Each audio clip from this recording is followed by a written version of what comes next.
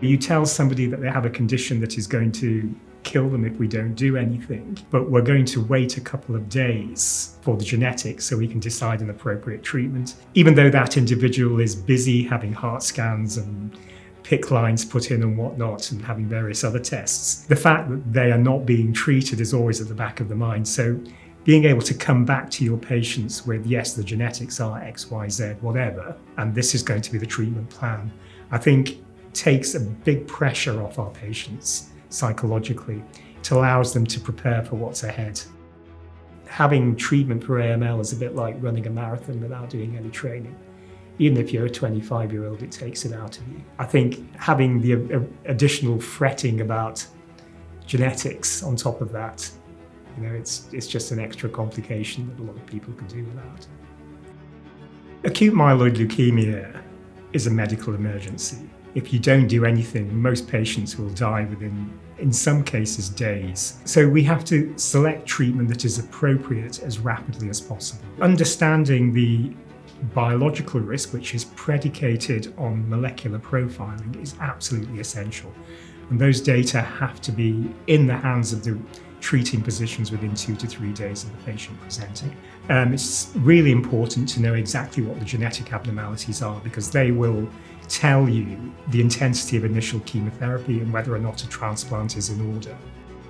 We have an amplicon-based approach. First of all, we have our rapid pathway. So we have our rapid NGS, through which we put all our new query diagnosis of acute leukemias, things like chronic myeloid leukemias, and anything else that's deemed clinically urgent by the clinicians. And alongside those, we run all our myeloproliferative neoplasm samples, so we maximise the runs. We quote a 72-hour turnaround time from receiving the sample to issuing the final report. In reality, what that will look like in the laboratory, it will either be 24 hours or 48 hours usually, depending on when the sample hits the laboratory. The advantage of using the rapid myeloid NGS and RNA-seq is that we can produce a full result within the time frame it takes from a patient presenting to being able to start therapy. So therefore, they get the most appropriate therapy from the start. You can't afford to go in too lightly if intensive treatment is required. And if intensive treatment is not required, you can cause considerable hematotoxicity and considerable systemic toxicity by selecting initial therapy that is too strong. What can often happen is that you have people who we're waiting for genetics, we don't have them. This is really a historic problem, and we start on something that is inappropriate, and we only ever find out that it's inappropriate because we have an inadequate clinical response. NGS has enabled us to do is to consolidate all this tests into one rapid pathway, which generates a whole lot more valuable information for the clinicians than we could previously produce. It's equally important with the NGS that we can now identify those negatives, so you can identify patients who can be discharged from clinic much faster.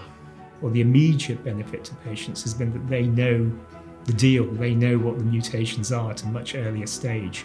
Expediting all of this is key. It's been transformative in our practice to be able to do that. Our outcomes are as good as anybody, certainly in the Western world, and what underpins our excellent clinical outcomes is rock-solid diagnostics. Key to everything is a close collaboration between the clinical team and the laboratory team. The closer that is, the easier it is to make these sort of things happen.